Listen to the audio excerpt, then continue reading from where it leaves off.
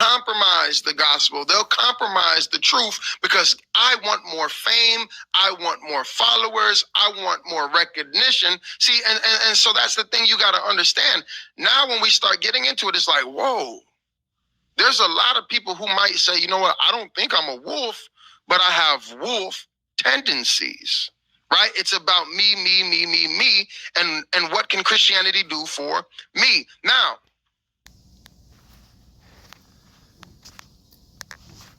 hear my heart. I have been doing this for over a decade. When I first started, I was alone. I'm not talking about somebody posting a preaching clip online.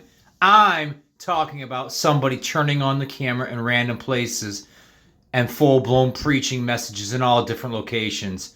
I mean getting on live and having soaking music in the background playing and praying it up.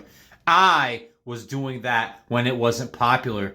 Pastors used to bash me and joke about it and say it was silly and you ain't a real preacher if no one has you preaching at their church. When I was preaching online before it went viral, people would laugh because I was live preaching my heart out to 2 people, sometimes 0.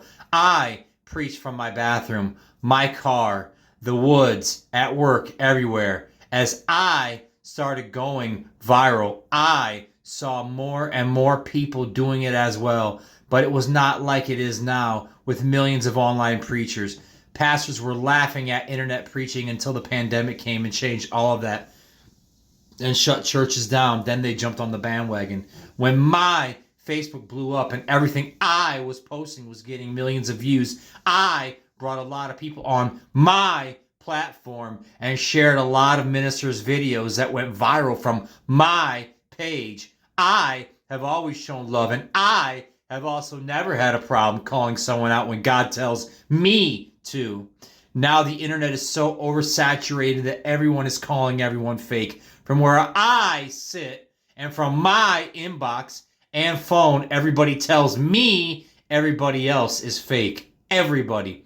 Remember, I have been doing this the longest, so everyone is connected to me or knows someone who knows me or of me, or they came across a video at some point. So from where I sit, it doesn't look the same as from where many of you sit. People have connected with me and followed me through the years for different reasons. Music, motivation, politics, inspiration, no sugarcoating, no sugarcoated preaching, etc. Because I have lived such a diverse life and been all over in the Christian world for 30 years.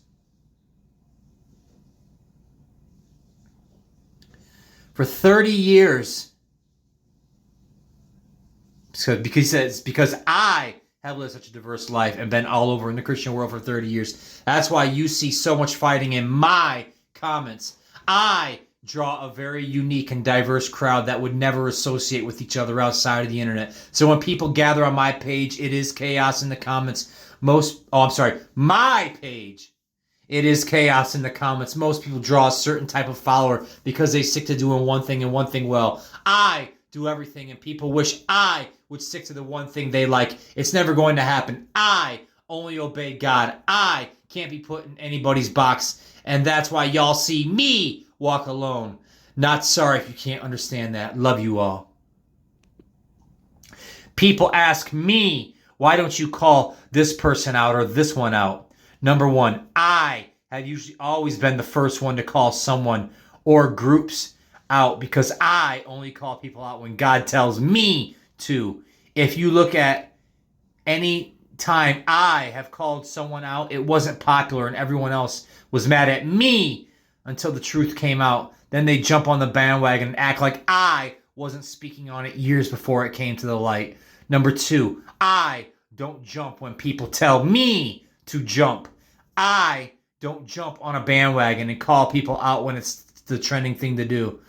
That's easy to do. Usually when God has me call someone out, nobody else is doing it, and it isn't popular stance, so it's hard. When people jump on the trend after, it's because they feel safe. It's harder when you're the only one speaking up. Number three, things have changed online since I first started preaching. I was the first internet preacher.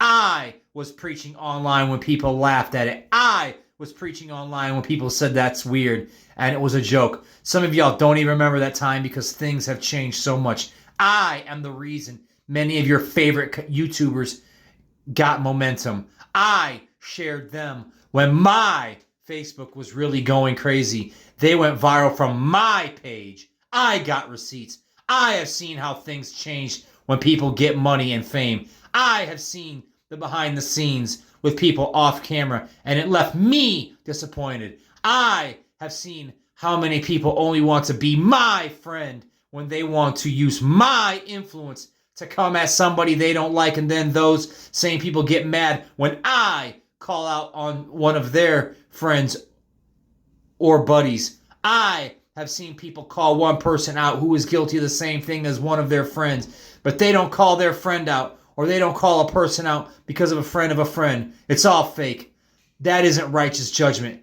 Either everybody gets to smoke, or you should just be quiet. So no, I don't call people out just to call people out. When I call people out, God tells me to. If I don't say anything, it's because God doesn't want me to say anything, and I don't care who doesn't like that, because you ain't God. Pastor Marcus Rogers, the me, my, I guy. But what was he just saying here? And we're going to message. They'll compromise the gospel. They'll compromise the truth because I want more fame. I want more followers. I want more recognition. See, and so that's the thing you got to understand. Now, when we start getting into it, it's like, whoa, there's a lot of people who might say, you know what? I don't think I'm a wolf, but I have wolf tendencies, right? It's about me. And what can Christianity about me, and what can Christianity do for me? Now, about me, about me, about me, and about me, about me, about me, about me, about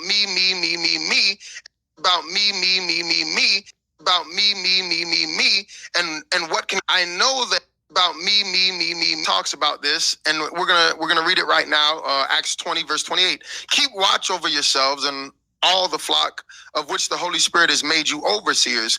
Be shepherds of the church of God, which he brought with his own blood. I know that after I leave, savage. So we see the wolves referred to as ravenous wolves. We see the wolves referred to here in Acts as savage wolves. Savage wolves, the flock.